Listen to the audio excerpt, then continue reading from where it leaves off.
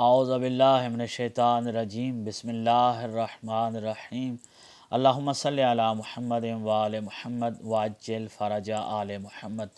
ماہ محرم الحرام کا مہینہ آج چاند نظر آ جائے گا، اور اتنا عظیم ماہ ہم میں آنے والا ہے جس کی عزت، رسپیکٹ اور احترام کرنا اس امت کے ہر فرد پر لازم اور ضروری ہے۔ جو بندہ یہ جانتا ہے کہ امام حسین علیہ الصلوۃ والسلام کا ہم پر کیا احسان ہے، رسول اللہ صلی اللہ علیہ وآلہ وسلم کے ساتھ امام حسین کا کیا تعلق اور رشتہ ہے، اس بندے پر احسان ہے امام حسین علیہ الصلوۃ والسلام کا، جب تو اس کے لیے احترام کرنا بھی ضروری ہے۔ امام حسین علیہ الصلوۃ والسلام کے مجالس کا، جلوسوں کا، عزاداری کا اور ہر اس رسم کا احترام کرنا جس سے امام حسین علیہ الصلوۃ والسلام کا غم تازہ ہوتا ہے اور امام حسین علیہ الصلوۃ والسلام کی یاد منائی جاتی ہے۔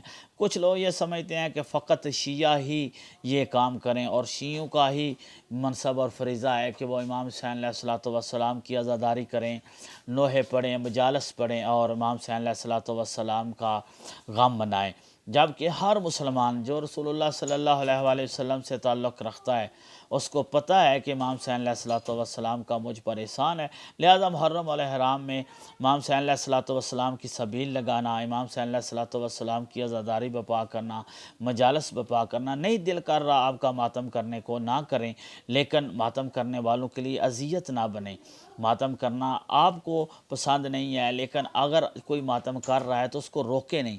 یہ سارے کام، اور ایک کام ضروری ہے جو مسلمان ہر ایک کرنا شروع کر دیتا ہے، وہ یہ کہ ماہ محرم جو ہی نظر آتا ہے، چاند نظر آتا ہے تو مبارک نئے سال کی دینا شروع کر دیتے ہیں۔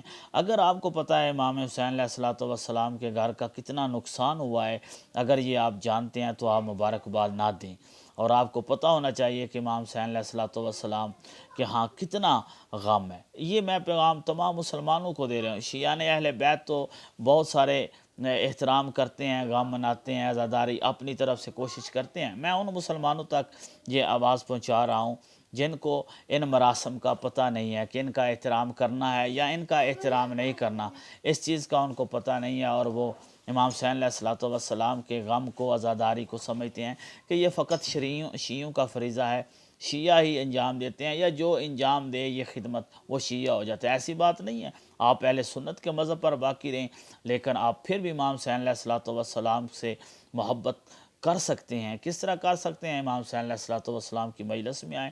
ماتم آپ کا مذہب اجازت نہیں دیتا، گریہ ازاری کا مذہب آپ کا اجازت دیتا ہے، گریہ ازاری کریں، باقی سبیل لگائیں۔ امام حسین علیہ الصلوۃ والسلام کا جلوس گزر رہا ہے، اس کے لیے سہولت فراہم کریں، تو آپ رسول اللہ صلی اللہ علیہ وآلہ وسلم کو بھی راضی کر سکتے ہیں، امام حسین علیہ الصلوۃ والسلام کی شفاعت کے مستحق ہو سکتے ہیں۔